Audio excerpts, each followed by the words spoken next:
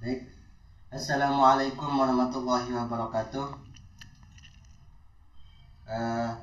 Teman-teman sekalian, perkenalkan nama saya Muhammad Rusman Hadi, NIM 1901011234. Di sini saya akan mencoba untuk mengajar via online ya. Baik, di sini pembahasan kita tentang toharoh ya. Yang pertama, toharoh menurut bahasa.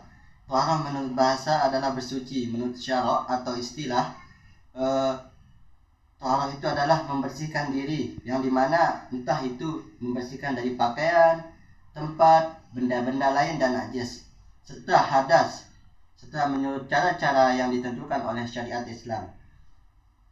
Toharoh adalah bersuci, yang itu syarat wajibnya itu yang harus dilakukan dalam beberapa macam ibadah, seperti yang dijelaskan dalam Al-Maidah surat ayat ke-6 yang berbunyi, "Hai orang-orang yang beriman, apabila kamu hendak mengerjakan sholat, maka basuhlah mukamu dan tanganmu sampai dengan siku, dan sapulah kepala kakimu sampai dengan kedua mata kaki, dan jika kamu junub maka mandilah."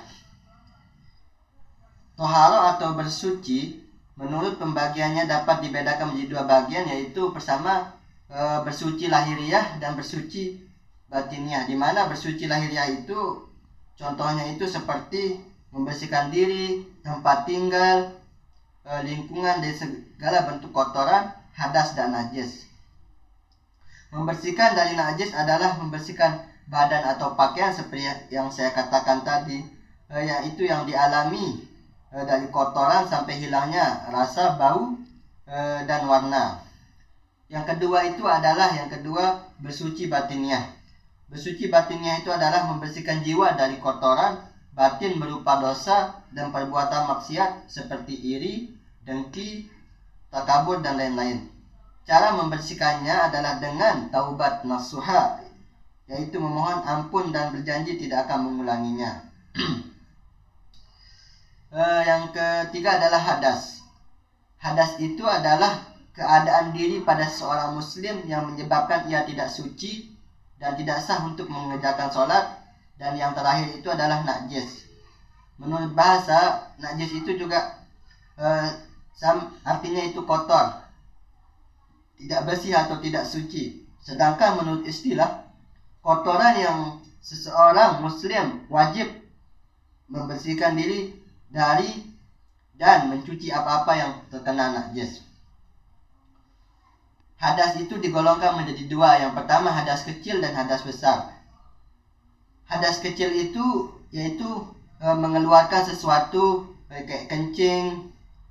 Terus yang kedua, tidur nyenyak dengan miring ataupun terlentang atau hilangnya akal.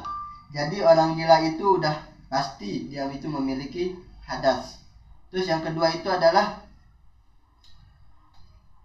macam-macam hadas besar.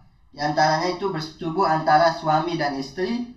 Yang kedua keluarnya mani. Dan yang ketiga itu adalah haid dan nifas yang terjadi pada seorang perempuan. Dan cara mensucikannya itu adalah dengan cara mandi wajib atau janabah ya.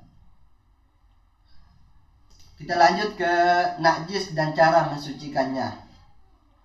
Benda-benda yang termasuk najis itu adalah yang pertama haid, darah haid. Yang kedua air kencing. 3 kotoran, entah kotoran hewan ataupun manusia. Yang keempat air liur anjing. Yang terakhir keterangannya itu adalah benda-benda najis di atas adalah najis yang harus dibersihkan dari badan, pakaian, tempat ketika kita akan sholat. Maka pengertian dari kotoran, khamar dan daging babi tentu bukan najis seperti yang dimaksud secara syar'i ya. Kita lanjut ke macam-macam najis ya. Yang pertama najis ringan atau biasa disebut mukhaffafah, yaitu najis yang cara mensucikannya itu cukup membersihkan diri atau membersihkan air kepada tempat atau benda yang dikenainya. Contoh najis ini adalah kencing bayi anak laki-laki yang belum makan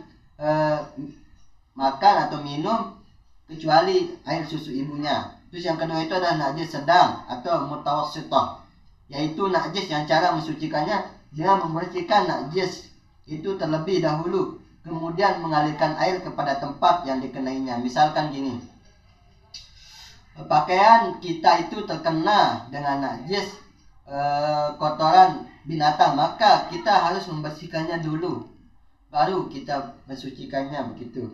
Terus yang terakhir itu adalah najis berat atau mughallazah, di mana najis ini harus cara membersihkannya itu dengan air sebanyak 7 kali, dan salah satunya itu dengan tanah.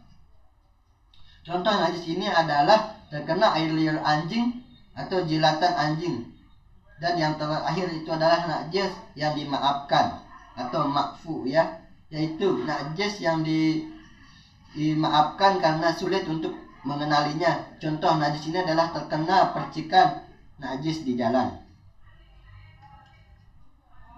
Adapun cara menghilangkan najis adalah dibersihkan hingga hilang bau, rasa, dan warnanya. Bila telah diupayakan tapi masih ada sedikit, tidak mengapa.